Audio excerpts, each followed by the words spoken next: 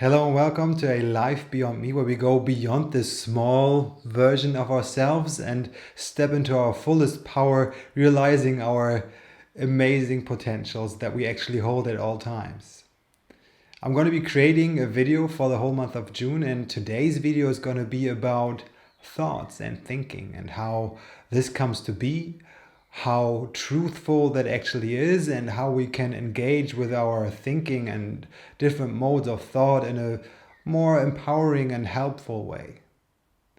So, to get this all off the ground, we have to take a look at what thought really is. What is thought, right? It happens all the time. It's in our head, happening at any moment. Most of the time, it's there. It's accompanying us, and there's many different narratives that the thoughts in our head are telling us. And it's very, very important to become aware of what's going on inside of here. At first, that might feel a bit weird to step back a little and take a bit of a observing position towards your thoughts. And especially if you start doing this, you will actually see how fucking crazy these guys up there.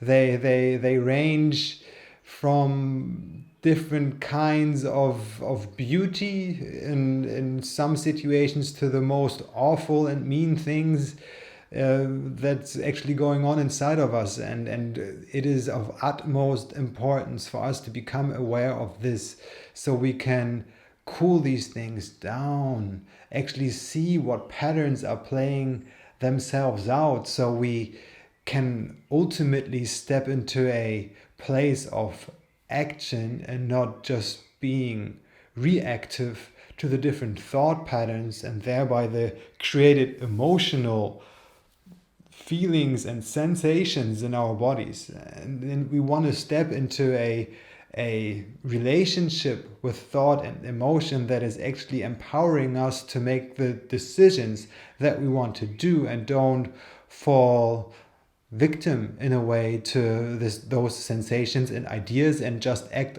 on them automatically.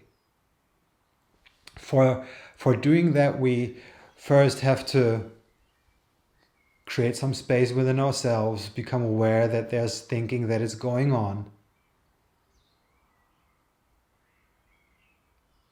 Somewhat taking a detached yet interested look at what is actually happening in me right now. What are these thoughts saying? What are they referring to? What are they about? Am I involved? Is someone else involved? What's the storyline that they're telling me?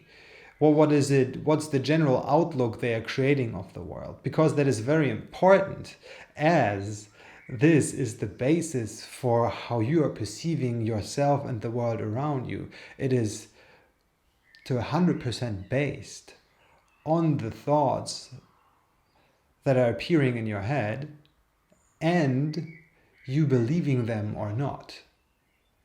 Because there's actually this differentiation, it's possible. You can actually not believe the thoughts that you're having. And that is very important for your self-development and stepping into your full power, because in that way you can take responsibility in what you're believing and what outlook on life you want to hold true to yourself.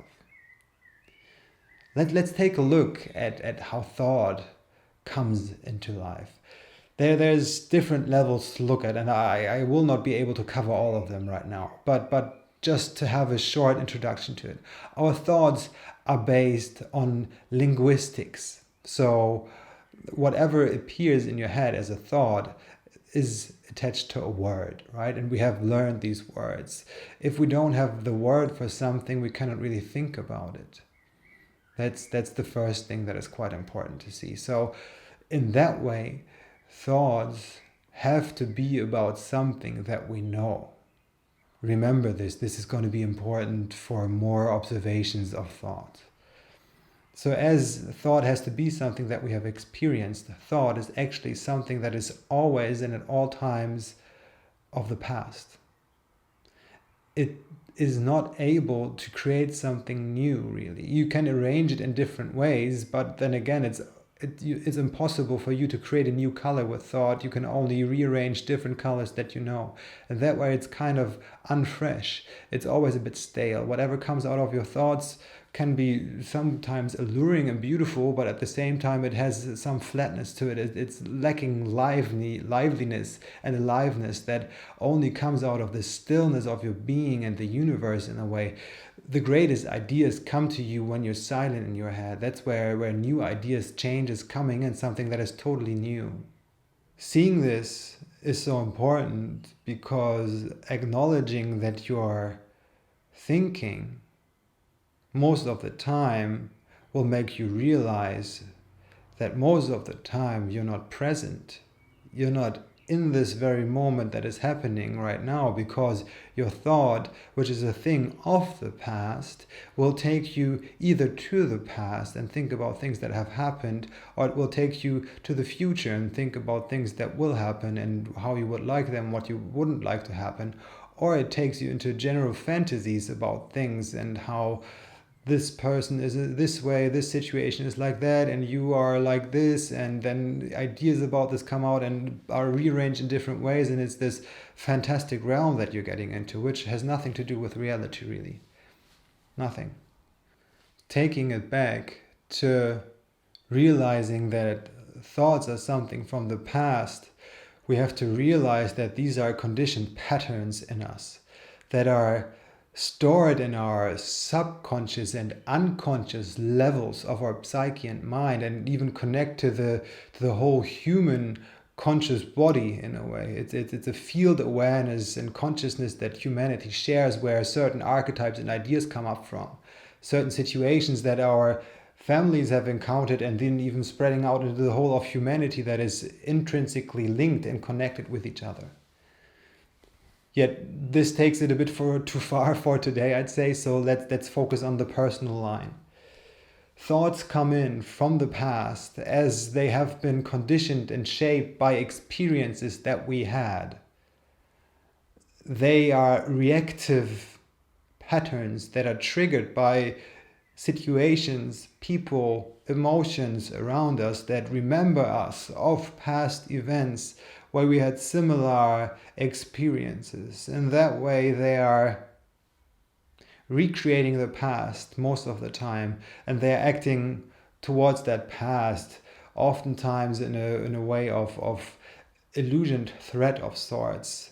Because growing up we have different things that are not really running the way that the psyche of the child would love it to be. And this way we develop patterns of ourselves and the patterns that play out in our thoughts that are not always beneficial in interfacing and interacting with the actual reality that is happening right now.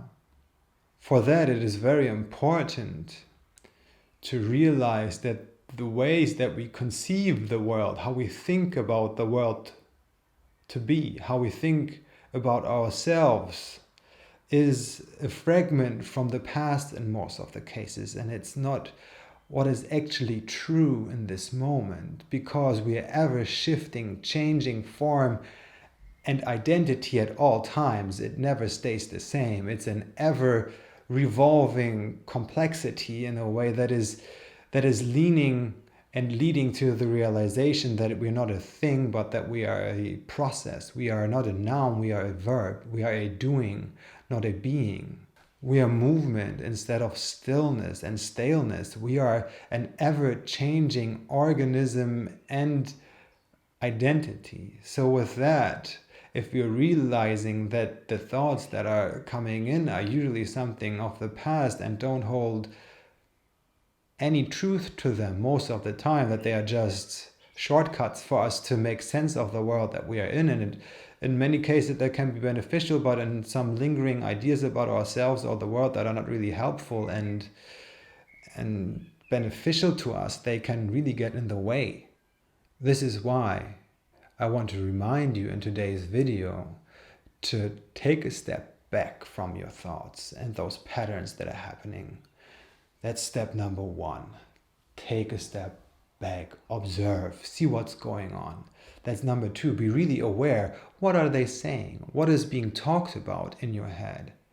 Who's the one talking even? That could be a step number 3. Who is talking to you in your head? How is it that there's two things interacting within you that are both you? Isn't that interesting? Isn't that intriguing to take a look at? So please do so.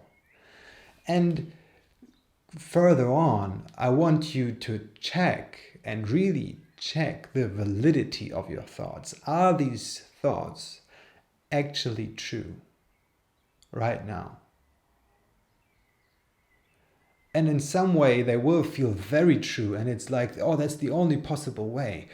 But I'm encouraging you to be brave enough and to be stubborn enough to really dig deep and go in and see if there's not other possible ways to look at things. And that might just be as valid and maybe even a bit more life affirming and a more beautiful perspective of yourself and the world, right?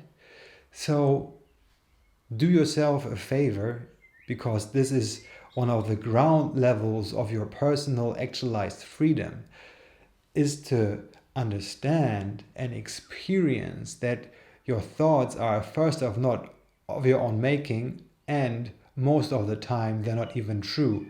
And all the truth they hold is actually only true from one very focused and limited perspective. There's many different ways to look at things as well.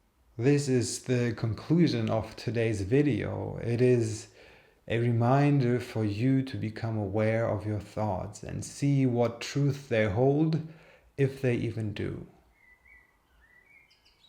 Please, I encourage you to really go for this. This is one of the most important exercises that you will ever do in your life.